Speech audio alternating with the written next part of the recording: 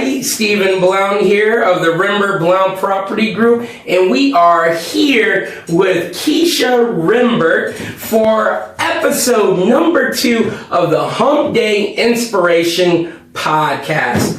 Keisha, welcome. Thank you. Thanks for having me. Absolutely. I'm so happy, Keisha, that you're here with me. Of course, we know each other very well, and I am just so excited for all of the things that you've accomplished and that you've been doing. Of course, first and foremost, being a wife, and then, a mother to your children, and a businesswoman, educators. There's so many things, and that is why you're here. Because here at the Hump Day Inspiration Podcast, our goals are to speak and get to know people from the community. We want to know the leaders in the community, educators, small business owners, and also people that people should just get to know and know about. And that you fulfill a lot of those. Actually, everything I mentioned, that is you. So I was going to say all of it. that is you. You check all of those boxes right there. And so it's so great. And so Keisha,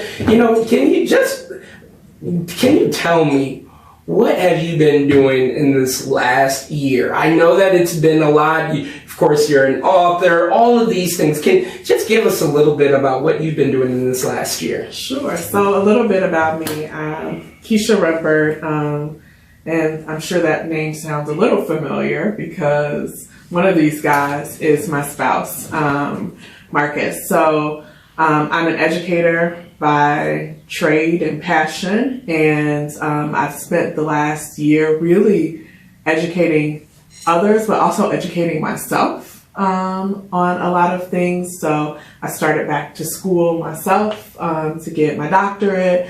I have been teaching on the college level, and I've been doing a lot of reading and writing related to anti-racism and anti-oppression, which is a passion of mine. And as we can see, based on the things that are happening around the globe, that's something that all of us should be learning about, exploring, and understanding. Yeah, that absolutely. And you've definitely had a lot of depth in that. And actually, I did not know you started your doctorate. Mm-hmm. So where were you taking you started your doctorate? Yeah, so I started back during the pandemic, but I got so busy, Steve, that it was hard. I had to kind of take a break from it. It was just too much. I felt like during the pandemic was the height of me writing the book. It was me teaching classes. My consulting business took off. And then on top of that, I was taking doctoral classes, and as my husband says, I don't know how to sit down. So I needed to take one of those off my plate. So it was the doctoral studies. And so just recently I've resumed that coursework, and I'm taking coursework and really want to focus my research efforts on environmental racism in schools, and what does it mean to have students, especially in urban centers, be educated in environments that don't affirm their humanities, that aren't safe. And when I'm saying safety, I'm not just talking about physical safety. I'm talking about the building itself and the surroundings aren't safe. So that's going to be my area of focus for my doctoral work. Excellent. Now, Keisha, I know that you live in Plainfield, Illinois here for several years, like 20 years? About 20 years? Mm-hmm. Now, 20 years in Plainfield, but where did you grow up at? Oh, thank you for that question, Steve, because I love to highlight that.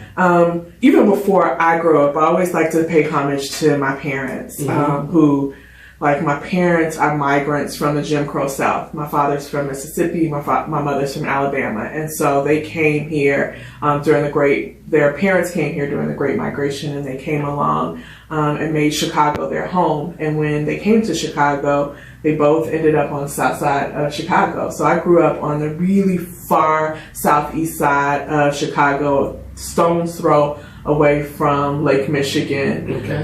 That's nice. Yes, it was. It was amazing because my boyfriend and I, hint, Marcus, thank you for that. would often go to Rainbow Beach, which was amazing. Like it was a walk from my house. Mm-hmm. So I just have great memories of that area and that community that really has grounded me and sustained me. Excellent. And so, growing up, it was you, and you have any siblings? I do. I have one sibling, TJ, Terry. He's my younger brother. Terror TJ is what he should have been called then, and remains to be called by me. But so it was my mother, my father, and my little brother. Okay, I can tell you're the oldest. Absolutely, I'm quintessential oldest child. I'm gonna tell you what to do, when to do it, and although he busted my chops because oftentimes I was telling him what to do and he was not paying any attention to me at all. So he was a mama's boy. Yeah. Yes. Oh my goodness. I would say I was a daddy's girl and he was quintessential mama's boy. Really? Yeah. Really? Mm-hmm. And he's not a small boy. Oh no, he's not. He's not. He's not. I come from a family of height though. Yes, you do. So my dad is 6'7", my brother is 6'10", and my mother was. She likes to say I think she was about 5'11". She's probably about Katie's height. Okay. I thought you were going to say about my height. Yeah, I'm about 5'11". Right? When you put on those heels. I'll be ready. Okay. I'll stop there. Katie's 5'11"? Yeah, Katie's probably about 5'10", 5'11". Let's talk about that. Great segue. So you have children. Yeah. How many children do you have? We have 3. We have our oldest, Kayla, who is in the business with you all. Say bye. Yes. Okay. I'm so proud of each one of them for just really leaning into who they are. So Kayla's a 3rd generation real estate agent and who kind of always knew she wanted to be an entrepreneur. So when she actually, oh my goodness, there was a program at Plainfield Library when she was in, I want to say like 7th or 8th grade. Okay. And it was called Entrenuity. She'll probably correct me later, but I think it was called Entrenuity at Plainfield Library, and she joined that, and she knew right away she wanted to be an entrepreneur. Really? Yeah, she knew that was for her, and she got into real estate. She worked at her housing complex when she was in college, and so real estate has always been near and dear to her heart. And you know that she's an oldest child too in Bossy, and yes. I've realized that working with your husband Marcus and then working with your daughter Kayla, a lot of bossiness going around in our team meetings. Yes, I'm sure. Like she is her mother's daughter, and then Caitlin is the middle child, and Caitlin is such quintessential middle child. And Kayla is a very much a mix of Marcus and I. So she has qualities of both of us. So stubborn, knows what she wants. And Katie's a lot like me in a lot more ways than the other 2 of them are.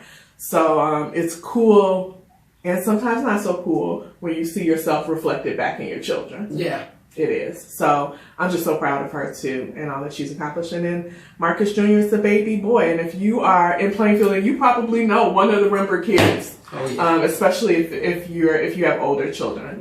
Because I hope that you know them in a good light. Because they're really good kids. So Marcus Jr. they all went to Plainfield North. Marcus Jr. played volleyball. Kayla played golf. Katie played badminton. And they're just unique, awesome kids. Yeah, and not kids anymore, adults. Yeah, and as I understand, great students when they've been in school, right? Yeah, scholars. So we're not talking about just kids that are kicking the ball or hitting the ball. Absolutely. These kids are scholars in the classroom, aren't they? Yep. They worked hard. Yeah. So they were hard workers. Like sometimes it didn't come natural, and I always, as an educator, I think that's really important to point out sometimes because people think that education comes natural or that you have to be gifted in some way. And while they're gifted in different areas, I would say Marcus Jr. was gifted academically. Like he didn't have to. He works hard, but he didn't have to work as hard. Yeah. He just pushes himself. His academic muscle was very strong. Exactly. Came out the womb like that. Yes. Like Marcus Jr. was the one who on the bus would be doing his homework. and would be so excited to come home and talk about his day and talk about what happened at school. Whereas the girls, Katie is the social butterfly who you ask her how her day was, and she was going to tell you about the conversation at lunch, and she's going to tell you about all her friends. And Kayla's a good mix of, and you know this, knowing Kayla, she's a good mix of social as well as being business. So, it's good to have kids who lean into who they are. Yeah. Yeah, that you're, of course, I know them pretty well, and it's something just to see them growing up and achieving what they have. And even with my own children, just they talk and walk, and it's just amazing, right? It's like, how does this work? I know, and being in a different stage of parenting too. Yes. So now we're parents to adult children. And that's another stage in and of itself. And to some extent, I just wish they were babies again, because I feel like it was easier when they were babies, because you still have the ability to mold, and then like as adults, you're more of in a consulting role, and being I won't say controlling, but being a persistent woman who likes to get her way. Sometimes that's hard in that parent role, to just sit back and be that listener now to adult children and kind of guide from the sidelines. And I'm not rushing, because I know that would not be fair to them, but also Marcus and I are like putting money away for our grandkids. We're like grandkid mode, and now we want to be able to spoil a new set of human beings that hopefully look and act just like us. That's going to be interesting to observe, you guys being grandparents, because you guys are about the age of I'm just joking. I'm just playing with you. I'm just joking. I can be a grandparent. I'm very young grandma, but a grandma the right age of 39. That's exactly. Keisha, let's go segue back to your book. So you have this book. And what's the title of your book?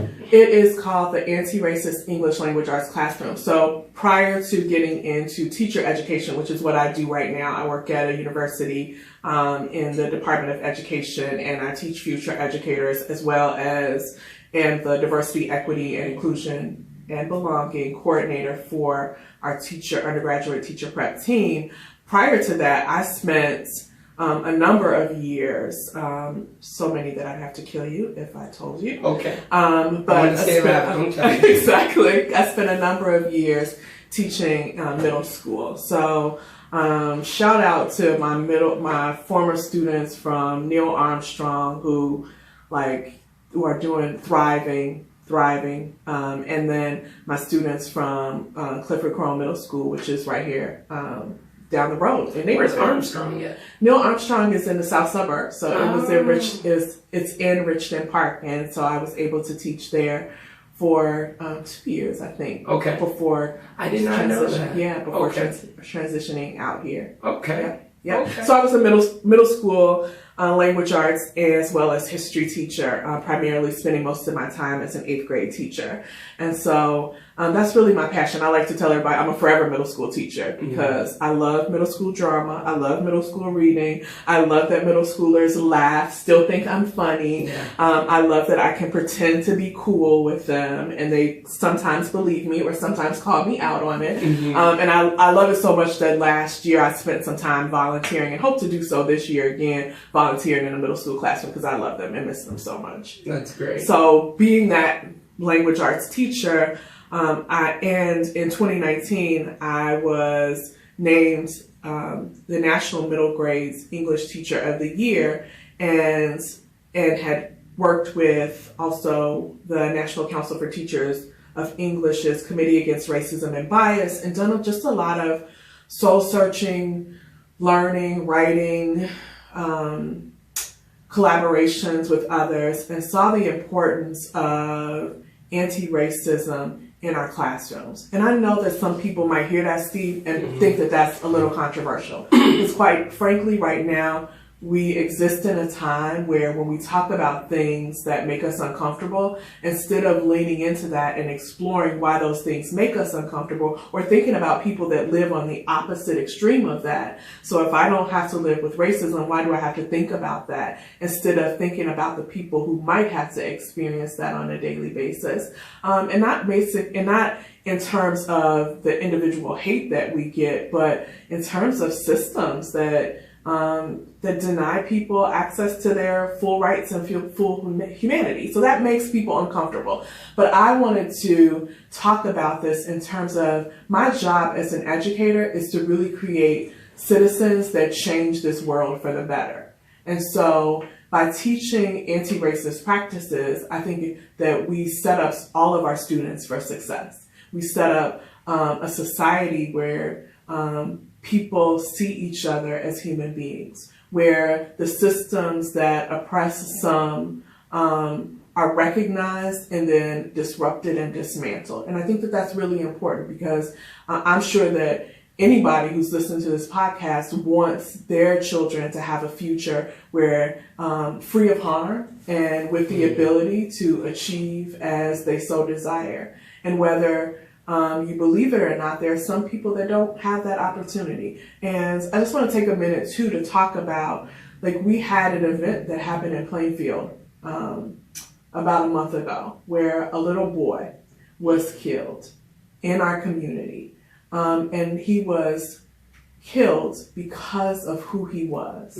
And so thinking about what that means for the kids that have to come into school and think about that they might be harmed because of who they are, or that a system might look at them differently because of who they are, is harmful to not only that child, but to all of our children. You mentioned this little boy. What race was this little boy? So he was Palestinian. Okay. So he was Palestinian, and he lived in Plainfield and was brutally murdered based on his identity. And so we still live in a society where that's true.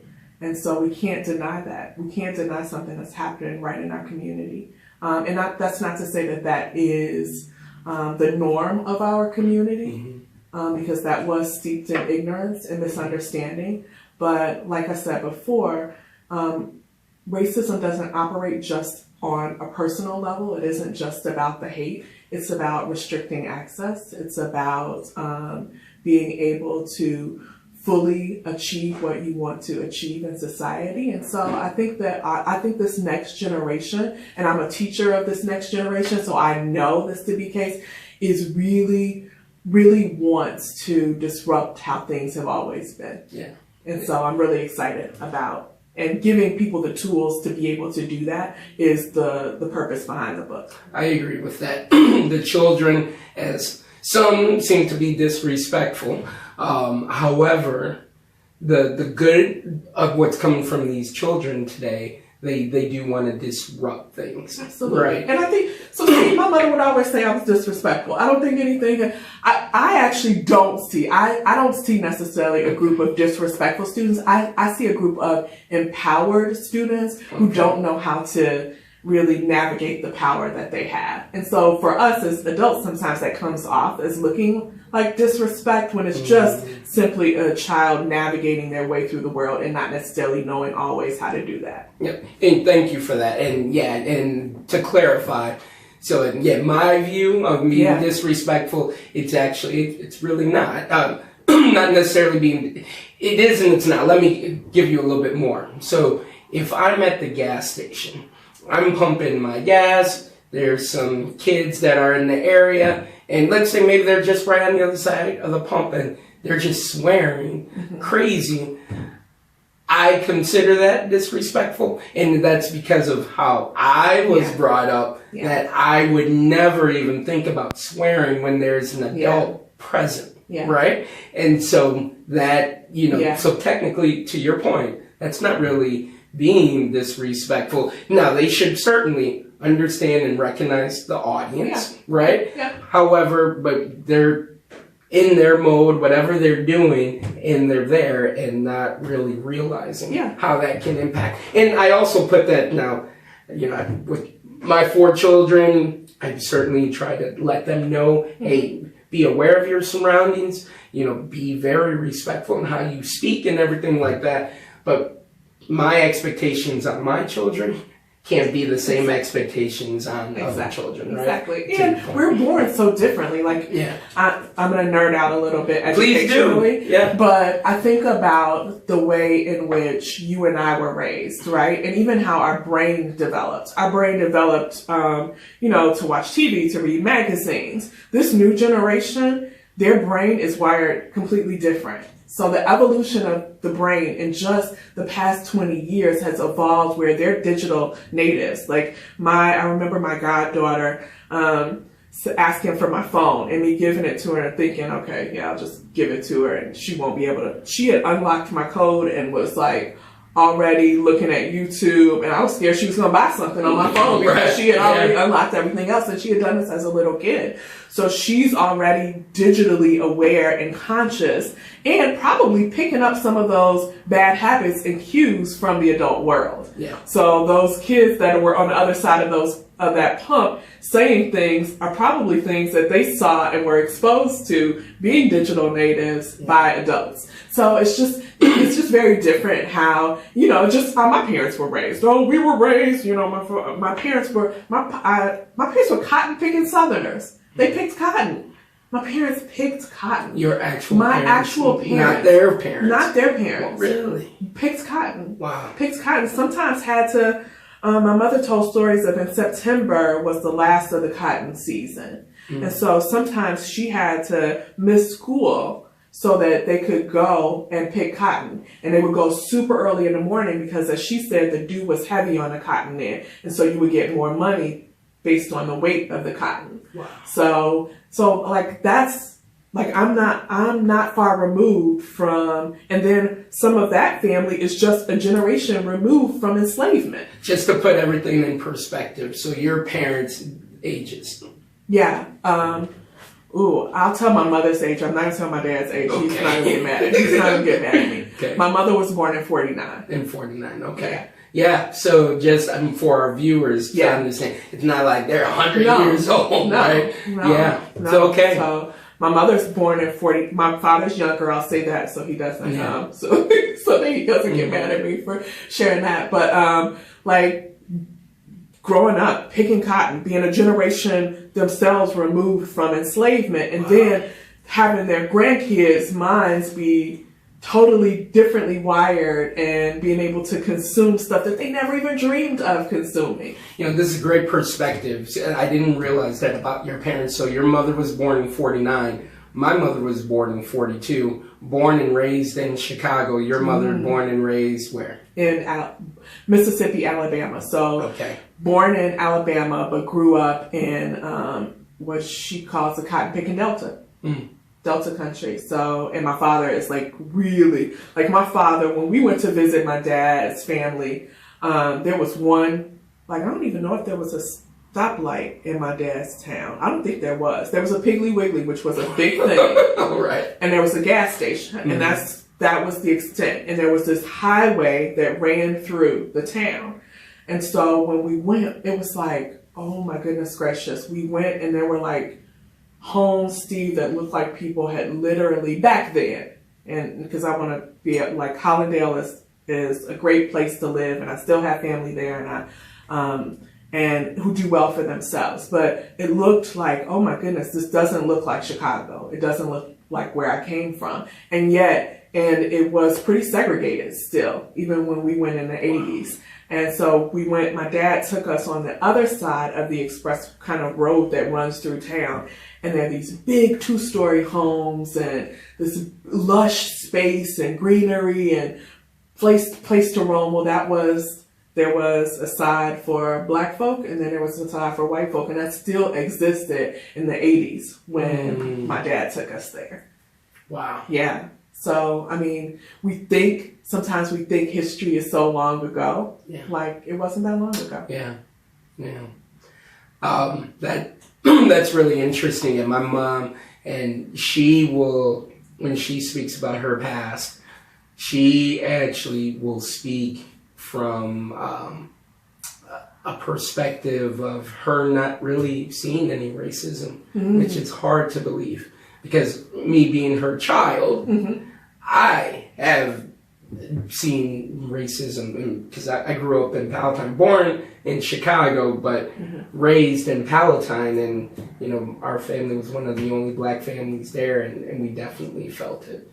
Do you think that, because Marcus talks about this, when Marcus and I talked, he was like, well, I don't know if I experienced racism in a child because I was inoculated in a black community. So, we growing up on the south side of Chicago, we could get groceries, we could go skating, we could watch a movie, we could go to a world-class theater. The Regal Theater was right there. We could go to anywhere we wanted to go within our community and never have to see a white person. And so the experience was you were inoculated from that. And that was your experience. And now taking a step back, some of our white friends and colleagues could say that same thing. Absolutely. Could absolutely say that they grew up in, and I have people say I grew up in a rural area. And so I was inoculated from this idea of racism, and I didn't participate in it because I lived in this area where, everybody looked like me. And so yeah, but that doesn't mean that we all don't have to learn. That doesn't mean that I don't have to move out of my space to learn and that other people don't have to move out of their space to learn. Yeah. And not everyone, again, expectations, right? My expectations for my children, I can't put that on other people, right? And how people treat me. However, so I am one I love to learn about someone's history and their background and, whatever culture they're from. I like to learn and understand why do you act the way you act. Yeah. And coming from a place of love and respect. Now, not saying I'm perfect. However, I believe that would be a great step if everyone took that approach. And look, just because we're different doesn't mean that we're enemies or anything, but let's come from a place of curiosity. Absolutely. And learn, because we can learn so much from one another, and we have, as we've done that in our world, right? And trading different trades, right? The goods and everything. So there's so much to do and learn from one another, and we just have to do a better job of that. We do. I point out in my book, and there was some amazing research that I was able to tap into that was kind of science related research. So 99.6% of our 99.4, I think, percent of our DNA is exactly alike. All human 99 point what? 99.4% of our DNA is exactly the same. Mm. So are we going to demonstrate dislike or have some acrimony based on 0.6%? Mm. And also, I love the fact that you talked about just relating to one another. I remember, I'll just share a story with you. Please. In 2016, I lost my mother. It was the hardest thing to that date that I had to deal with. And I was teaching, I went to the Holocaust Museum. I've always been a fan of I've always been a reader and an explorer of culture and just understanding people. It was who my parents raised me to be. Yeah.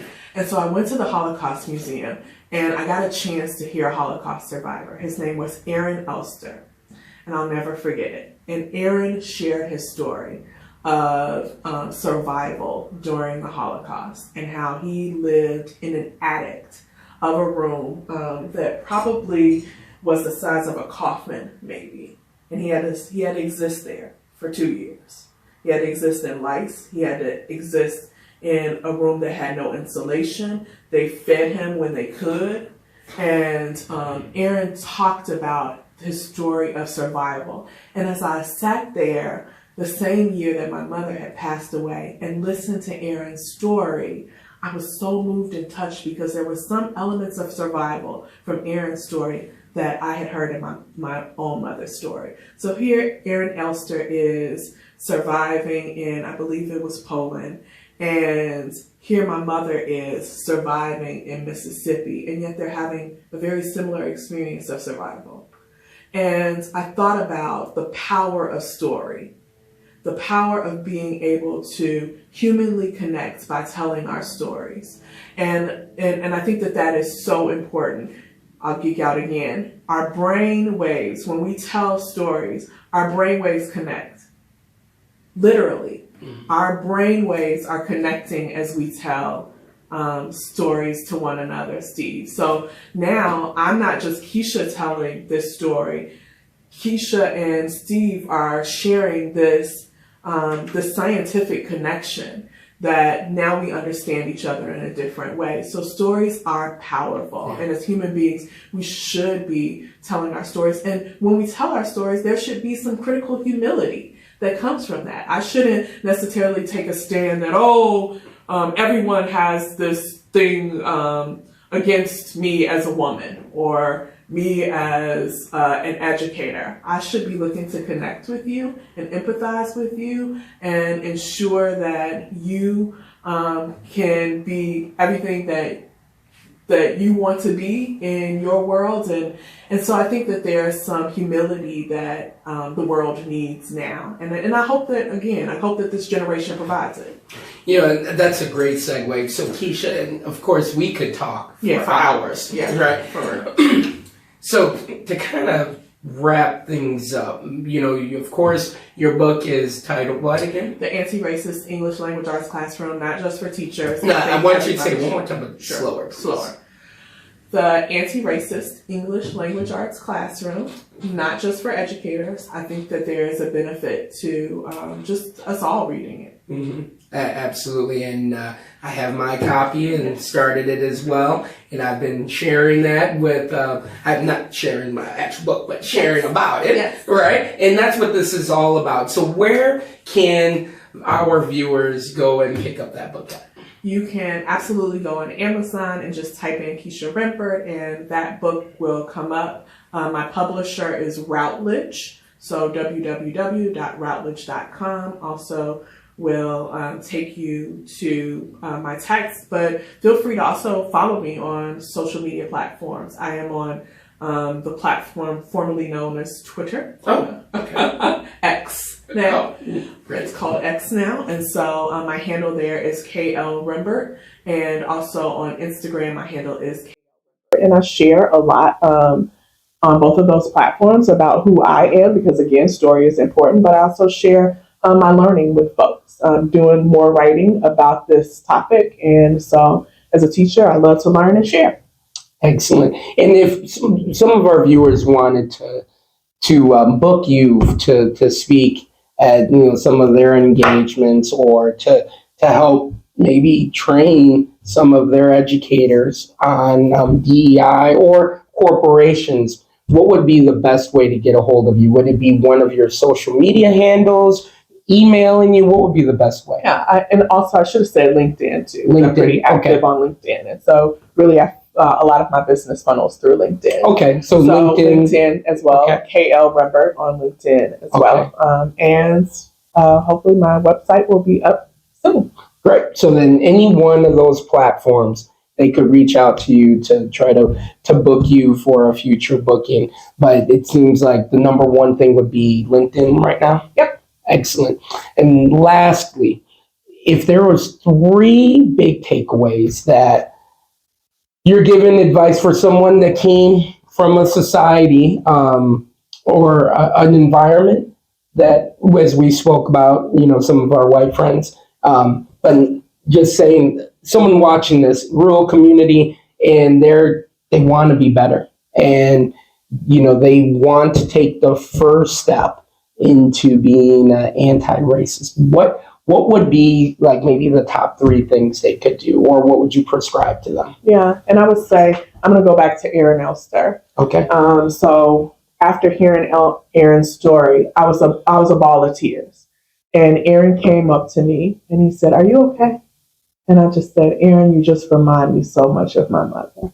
And Aaron put his arms around me. This 70-year-old Jewish man who had survived so much. And Aaron Elster became my friend. Aaron Elster died during the pandemic, this amazing man, but Aaron Elster and I would connect and talk. So I think that my takeaway would be, don't put yourself in a box. Very often in our world, we exist in silos. And another point of research from my book, we often don't move out of those silos. So we often stay in very segregated societies, whether that be based on our socioeconomic status, whether that be our racial demographic, whether that be our sexual orientation. We don't necessarily move across those cultural, racial, socioeconomic lines enough to really get to know our brethren. And so what does it mean to be in community with people that don't think like you, who may not look like you, but have so much to offer you, and for whom you can learn? And I'm a big proponent in unlearning. So not only can you learn from hearing from other people, but there's also some unlearning that you can do as you engage with other people. So get out of your silos. Make some friends. Yeah. You know what, you just brought me back to a movie I loved growing up, Higher Learning. Yes. Yeah, that was good.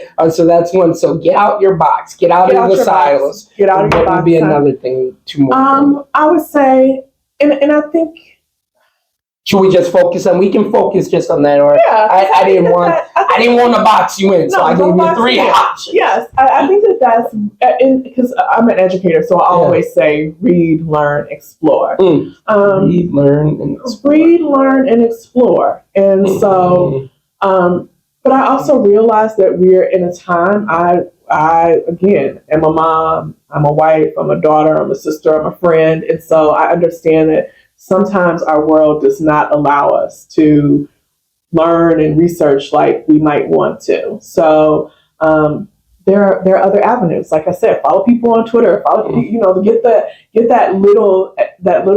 little bits of learning that can become seeds of and germinate into larger avenues of learning. So get to know some people, learn some stuff, get out your comfort zone, and act too. So a lot of during the pandemic, it was tough, right? Because we had a lot of things happening in our world. We had this peculiar illness that had taken root globally. We were seeing racial reckoning.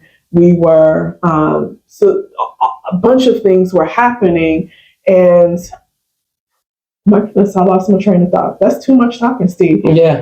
But I guess what I want to say is that we got to get outside of ourselves, and we got to do more than read a book. Yeah. So a lot of people joined book clubs during the pandemic after the racial reckoning to learn more about other people and especially the anti-Blackness that happens globally. But we also have to move beyond a book club. Yeah. Get in the networking group, right? Exactly. Yeah, there's many ways that you can meet up with people today, right? And they actually have a social media platform called Meetup. Exactly. Right? Yeah. But also engage in some service, right? Like some of the best things that we did as parents was, and we did it alongside of you, Steve, like we've gone to the food pantry. Yes, we have. And with kids so that they break can downtown see. Joliet. Absolutely. So that they can see other sides of life other than, and I will say, if you live in Plainfield, you probably have an element of privilege, right? That a lot of the world does not have. I've been to third world countries. I've been the other side of the globe. I've been to Mongolia. I've seen people freeze to death on the street. So, and that changes who I am. That makes me a more humane person. And it makes me want to act for their good. And so I think that we as people also need to serve and think about what it looks like to not just benefit ourselves, but benefit the other. That's great. Keisha Rembert, thank you so much for joining me on episode number 2 of the Hump Day Inspiration Podcast. Of course, I am your host, Stephen Blount. Thank you so much, Keisha. We'll be picking up some more copies of your book.